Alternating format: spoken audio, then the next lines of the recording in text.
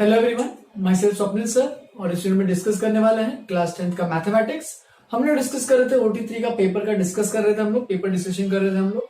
तो हमने 20 to 25 questions कर लिए थे, बाकी के 26 के आगे वाले क्वेश्चंस एक एक करके डिस्कस करते हैं। तो वही क्वेश्चन कर रहे थे जो इम्पोर्टेंट है मुझे लगे और जो तुम लोगों ने डाउट पूछे थे, ठीक है। तो वही सब डिस्कस कर रहे हैं। इसके अलावा भी और कोई क्वेश्चन आएगा तो तुम लोग मुझे पर्सनली मैसेज कर सकते हो। तो क्वेश्चन नंबर 26 एक क्वेश्चन अच्छा क्वेश्चन है। ये पूरा कंसेप्चुअल क्वेश्चन है जो तुम्हें अभी तक अच्छे से आना चाहिए। बहुत लोगों ने इसमें गलतियां की है, तो एक बार देख लेते हैं क्वेश्चन में क्या बोलना चाहता है। तो यहाँ पे एक पॉलिनोमियल दिया है x³ + 1 क्यूबिक पॉलिनोमियल है। इसको डिवाइड कर रहे हैं हम लोग x² + 5 क्वाड्रेटिक पॉलिनोमियल से डिवाइड कर रहे हैं। The highest possible degree of the quotient, ठीक है। तो एक तो चीज तुम कर ही सकते हो हमेशा, क्या कि इसको पहले तो लॉन्ग डिवीजन ही कर लो पूरा का पूरा।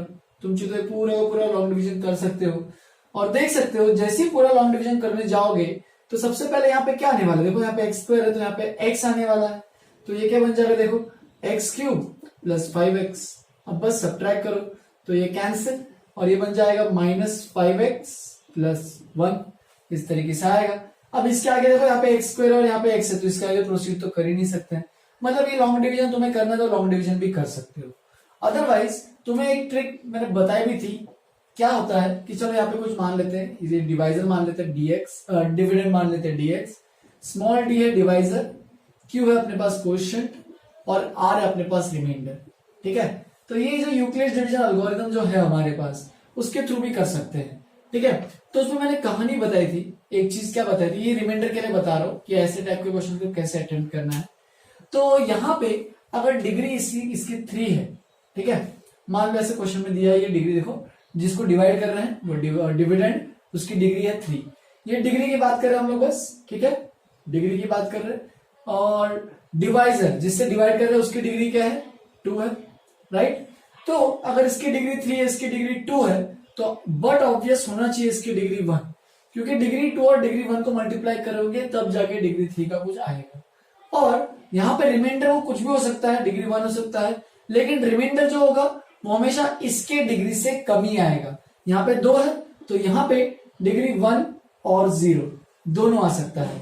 तो इसीलिए ये कहानी मैंने बताई भी थी पहले जब चैप्टर पढ़ाते वक्त, उसमें मैंने ये कहा था कि रिमाइंडर की डिग्री हमेशा डिवाइजर की डिग्री से कम ही रहेगी, ठीक है। अब वो कितनी कम है वो डिपेंड करता है कि डिविडेंड और डिवाइजर कौन कौन से है, लेकिन हमेशा रिमाइंडर की डिग्री वो डिवाइजर से कम ही रहने वाली है। ये भी बोल सकते हो कि रिमाइंडर की डिग्री क्वोशिएंट के बराबर या फिर उसके कम हो सकती है, ठीक है।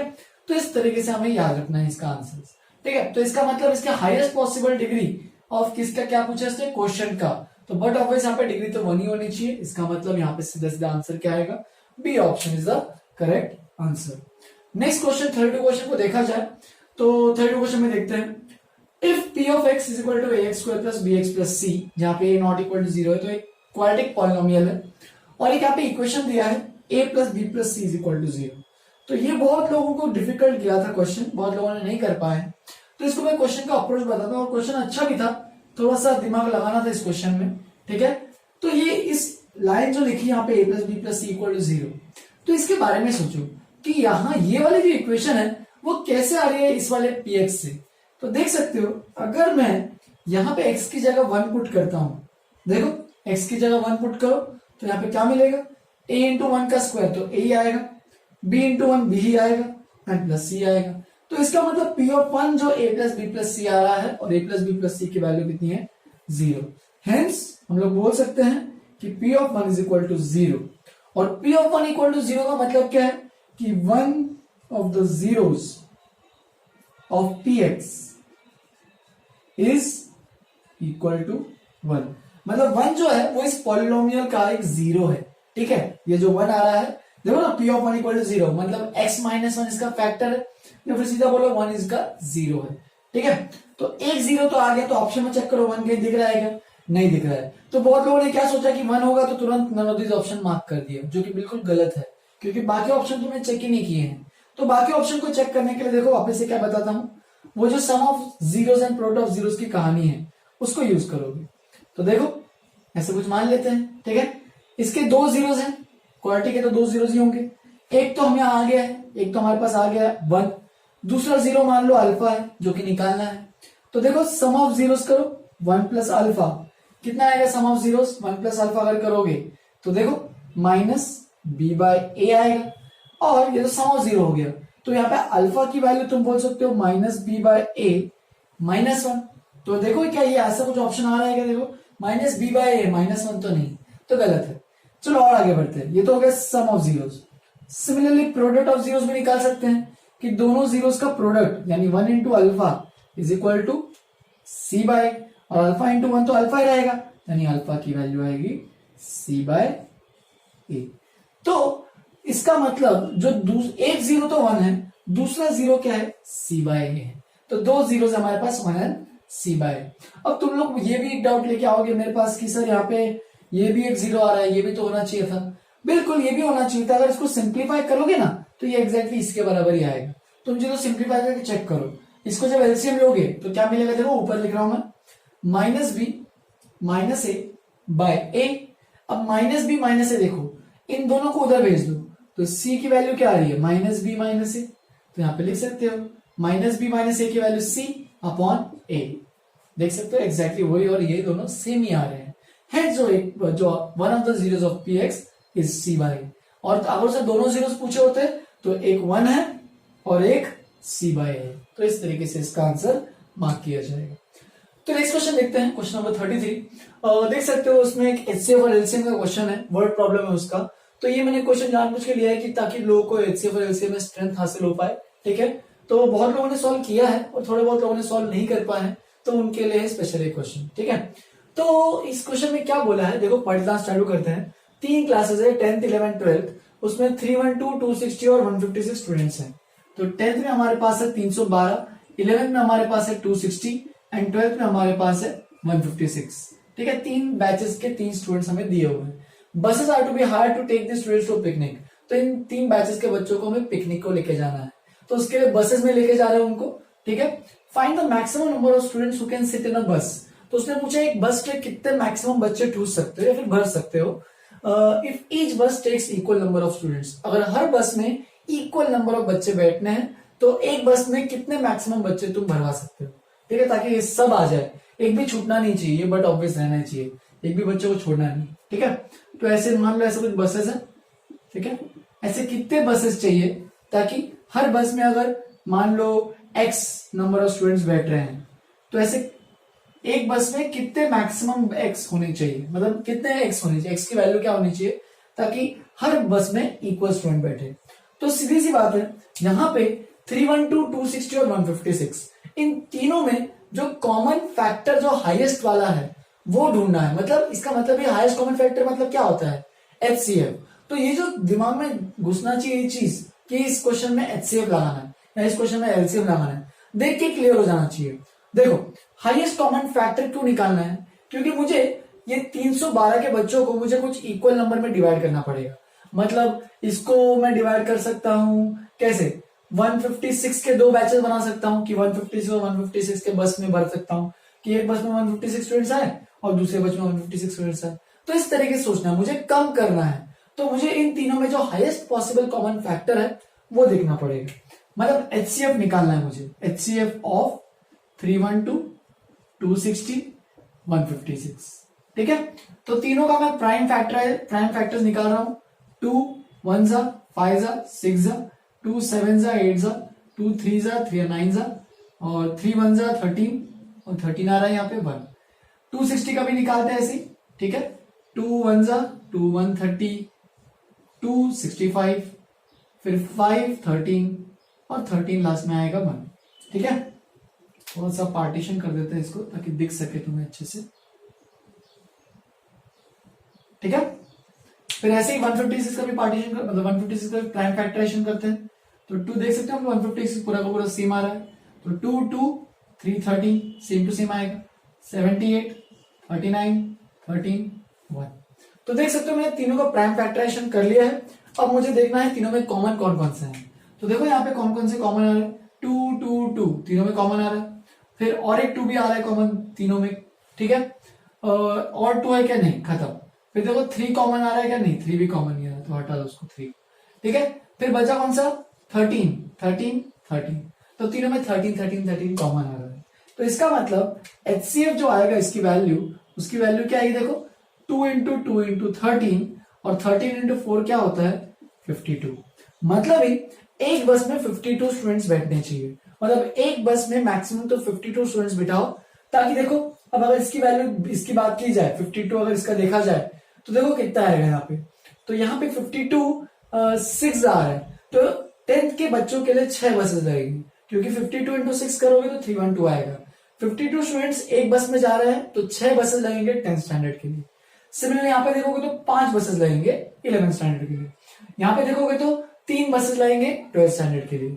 तो टोटल, और उसने ऐसा भी क्वेश्चन अगर पूछा होता, हमने ऐसा किया भी है पहले कि total number of buses required such that, ऐसे ये सब पूरा क्वेश्चन निकला, उसने बोला find the total number of buses required. तो देख सकते हो 10th के लिए कितने बसेस रिक्वायर्ड है, 6 बसेस, 11th के लिए 5 बसेस, 6 और 5 11 हो गए, और 12th के लिए 3 बसेस, 11 और 3 14, तो टोटल 14 बसेस में तुम्हारा पूरा काम हो जाएगा। तो इस तरीके से तुम्हें सोचना है, क्वेश्चंस को अप्रोच करना है, ठीक है। फिर एक 38 क्वेश्चन था, सिंपल क्वेश्चन था, बट एक दो लोगों ने मुझे डाउट पूछा है तो इसलिए मैं ये क्वेश्चन बता रहा हूं, तो देखना ध्यान से। Find the sum of the exponents. Exponents मतलब बहुत लोगों को कंफ्यूजन होना नहीं चाहिए अभी तक इसमें, लेकिन जिनको है एक्सपोनेंट्स का मतलब पावर्स होता है, ठीक है। 2 की पावर 3, तो 3 इज द एक्सपोनेंट ऑफ 2, ठीक है। Of all the prime factors in the prime factorization of 250। तो बेसिकली हमें क्या करना है, प्राइम फैक्टराइजेशन करना है, तो करो, वो तो आता ही है सबको।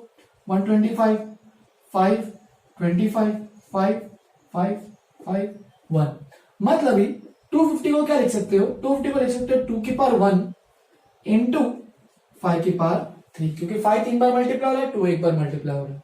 तो देख सकते हो उसने क्या पूछा, find the sum of the exponents. तो एक्सपोनेंट्स का मतलब ये जो पावर है ये एक्सपोनेंट्स होते हैं, इनको एक्सपोनेंट्स बोलते हैं, और उसी का मुझे क्या करना है, सम, यानी मुझे निकालना है 1 + 3 जिसकी वैल्यू आएगी 4। तो ये रिलेटिवली इजी क्वेश्चन था, सबको करना चाहिए था और सबने, बहुत लोगों ने किया भी है, ठीक है। जो लोग नहीं कर पाए अगली बार अच्छे से कोशिश करना, इसमें गलतियां नहीं होनी चाहिए, ठीक है। तो ये पहले कुछ 4 क्वेश्चन डिस्कस कर रहा हूं, और भी जो बचे हैं उनको भी फटाफट डिस्कस करेंगे। पहले जिनको लिखना है ये सब क्वेश्चन वो अपने नोटबुक में लिख सकते हैं। आगे बढ़ते हैं, चलो फिर आगे बढ़ते हैं। लास्ट के कुछ क्वेश्चन है आज के, तो ये फटाफट डिस्कस कर लेते हैं। Question number 40, the graph of y equal to fx is given below for some polynomial fx, find the number of zeros. तो एक सिंपल क्वेश्चन था जो तुरंत देखते से आंसर आ जाना चाहिए। मैं तुम लोगों को एक्सप्लेन किया था कि हमेशा जीरोस जो है वो एक्स एक्सिस पे जहां पे भी ग्राफ मीट करता है वो जीरोस को डिपिक्ट करता है। इनफैक्ट उसका एक्स कोऑर्डिनेट यानी एब्सिस जो होता है वो डिनोट करता है 0। तो देखो ये जो ग्राफ बन रहा है y इक्वल टू fx का, ये एक्स एक्सिस और ये y एक्सिस है, तो ये कितनी बार काट रहा है एक्स एक्सिस को, ये 1, ये 2, ये और 3, तो 3 पॉइंट्स पे काट रहा है। हेंस इस पॉलिनोमियल के कितने जीरोस होने वाले हैं, 3। तो तुरंत आंसर आना चाहिए। ऐसे एक और क्वेश्चन भी था कि एक पॉलिनोमियल है, वो एक्स एक्सिस को 1 पॉइंट पे टच कर रहा है, वाई एक्सिस को 1 पॉइंट पे टच कर रहा है, तो वाई एक्सिस को कितने भी पॉइंट पे टच कर रहा है उससे मतलब ही नहीं है। जीरोस हमेशा कैसे आने वाला है, एक्स एक्सिस को कितने पॉइंट्स पे टच कर रहा है। अगर एक्स एक्सिस को 10 पॉइंट पे टच कर तो उसके 10 जीरोस, एक्स एक्सिस को 5 पॉइंट पे टच कर रहा है तो उसके 5 जीरोस, ठीक है। तो यहाँ पे 3 पॉइंट्स पे कट कर रहा है, ये y इक्वल टू fx जो पॉलिनोमियल है वो एक्स एक्सिस को 3 पॉइंट्स पे कट कर रहा है, इसलिए उसके 3 जीरो। तो ये तुरंत आंसर आ जाना चाहिए, इसलिए मैंने ये क्वेश्चन दिया था, जो जिनको याद है तुरंत ये आंसर बता दिए होंगे बहुत लोगों ने, ठीक है। नेक्स्ट एक क्वेश्चन है 43rd question, the product of 3 consecutive integers is divisible by which, ठीक है। तो यहाँ पे एक क्वेश्चन थोड़ा सा ये ऑब्जेक्टिव अप्रोच वाला क्वेश्चन है, तो थोड़ा सा तुम्हें सोचना पड़ेगा। यहाँ पे 3 कंसेक्यूटिव पॉजिटिव इंटीजर्स, यानी कंसेक्यूटिव मतलब एक के बाद एक, और पॉजिटिव मतलब ऑफकोर्स 1 2 3, और इंटीजर्स तो मतलब तो सबको पता ही है, पॉजिटिव इंटीजर्स और तीनों कंसेक्यूटिव होने चाहिए। तो स्टार्ट करते हैं। अपन यहाँ पे क्या करने वाले हैं, बेसिक से एक एग्जांपल लेके कवर करने वाले हैं। तो ये तीनों इंटीजर्स कंसेक्यूटिव है, इन तीनों का प्रोडक्ट कितना आ रहा है 6। फिर आगे 2 3 into 4, तो ये भी चेक कर लो, 2 3 6 4 24। फिर आगे देखोगे और भी आगे जाओ, कितना आ रहा है 3 into 4 into 5, तो ये बन रहा है 12 5 60, ठीक है। 4 into 5 into 6, तो ये बन रहा है 5 4 22, 120 बन रहा है। इस तरीके से तुम आगे के एग्जांपल्स जो लेना ले सकते हो। तो देख सकते हो यहाँ पे 3 कंसेक्यूटिव इंटीजर्स कैसे भी लो, वो जो वैल्यू है, ये जो 4 मैंने केसेस लिए हैं, इनमें जो चारों केस में ध्यान से देखो कि सब के सब किससे डिविजिबल है। क्या सबके सब 4 से डिविजिबल है क्या, नहीं, पहला वाला ही नहीं है 4 से डिविजिबल, बाकी आगे वाले सब 4 से डिविजिबल है, दिख रहा हो, ठीक है। शायद इसको छोड़ के नहीं, ये भी 4 से डिविजिबल नहीं है, ठीक है।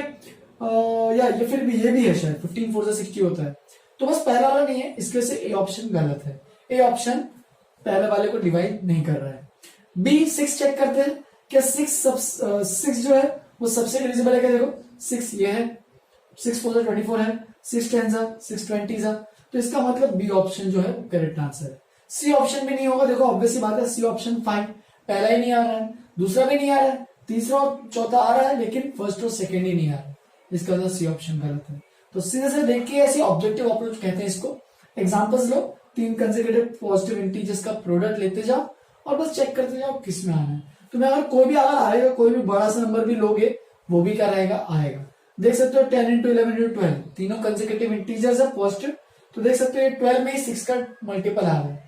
तुम चाहे तो ये भी ले सकते हो 23 24 25, तो देख सकते हो इसमें 6 का नहीं, इसमें नहीं है, लेकिन इसमें तो आ रहा है 6 का डिविजिबल।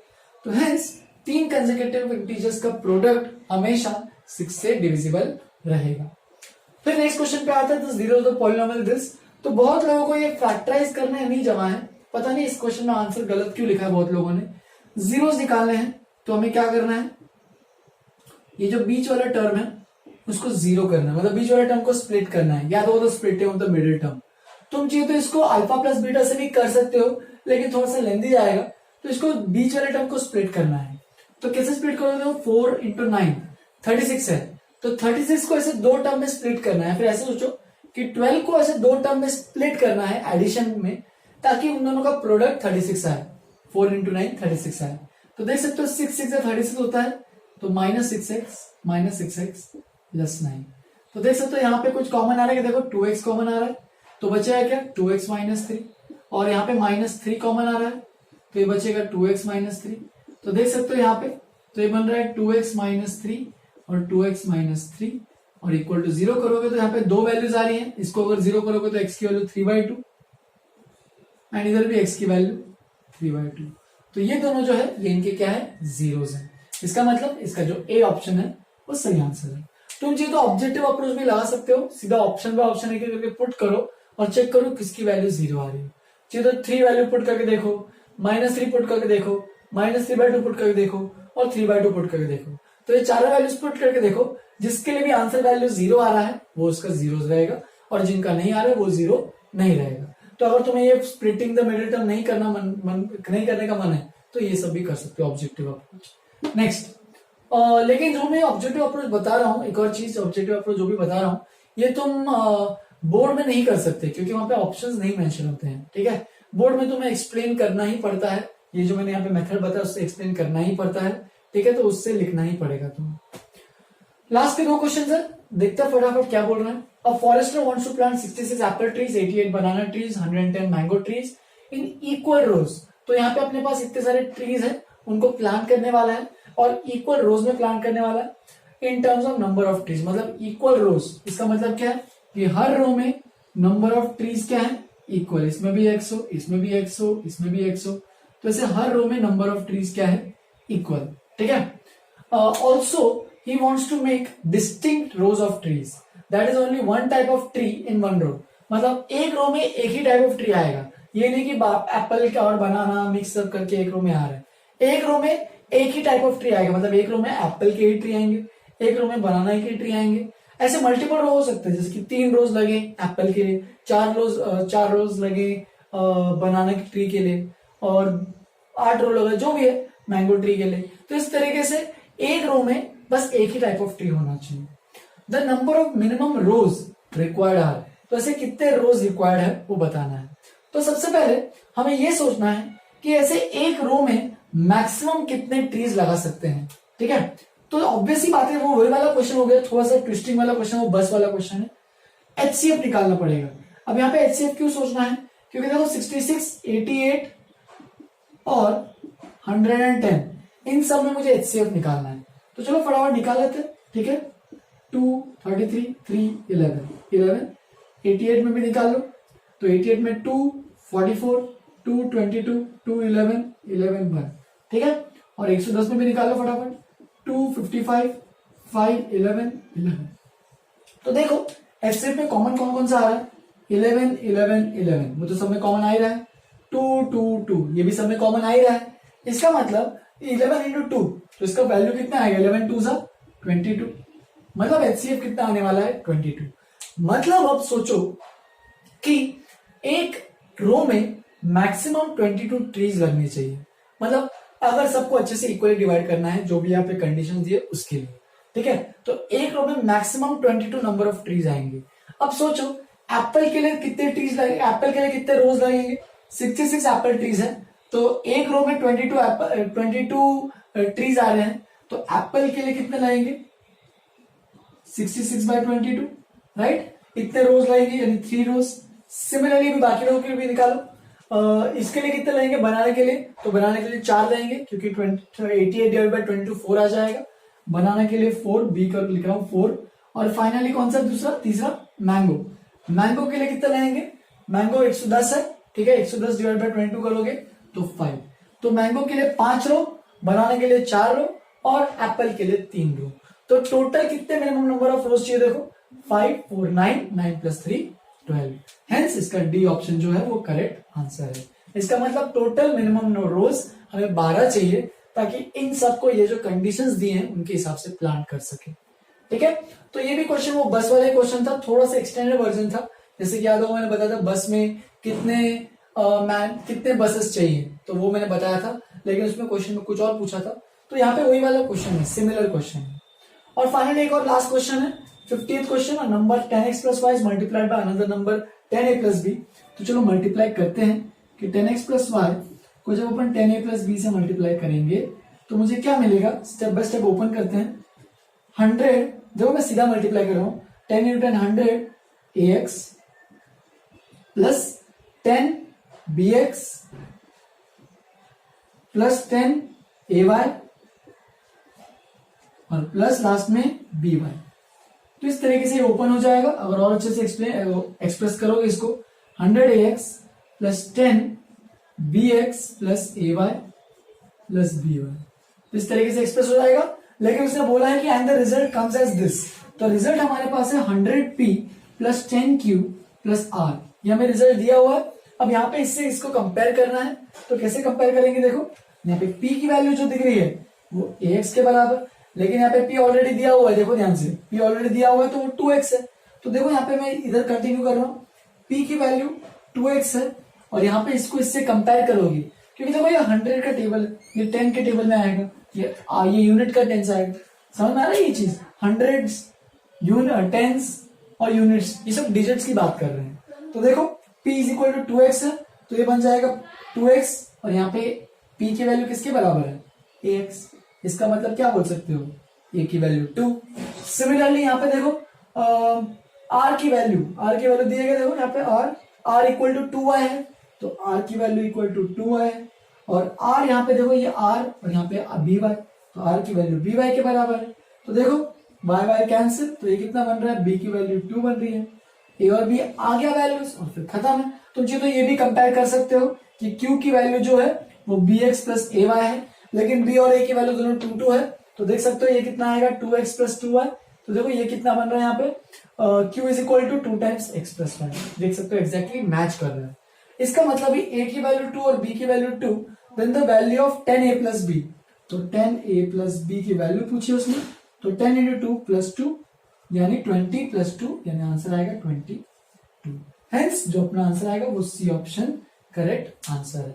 तो बहुत लोगों को ये क्वेश्चन गड़बड़ गया था, लेकिन है कुछ डिफिकल्ट नहीं है, सॉल्व करना इसको सही से बस। तुम चाहे तो ऑब्जेक्टिव तरीके से एक एग्जांपल्स भी ले सकते हो इस तरीके से और यहाँ पे एक्सप्रेस कर सकते हो, लेकिन थोड़ा सा वो टाइम लगेगा उसमें भी, उससे अच्छा ये सब्जेक्टिव वैसे ही करोगे तो ज्यादा आसान रहेगा, ठीक है।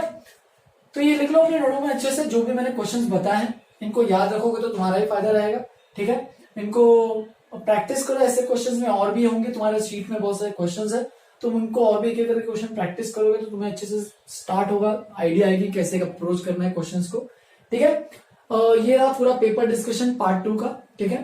तो यार यहीं पे खत्म करते हैं, नेक्स्ट क्लास से अपन कंटिन्यू करेंगे अपना जो नेक्स्ट चैप्टर मेरे ख्याल से वो अपन स्टार्ट किया था लीनियर इक्वेशंस, तो वो स्टार्ट करेंगे, कंटिन्यू करेंगे वहीं से जहां पे अपन ने लेफ्ट ऑफ हुआ था अपना, ठीक है।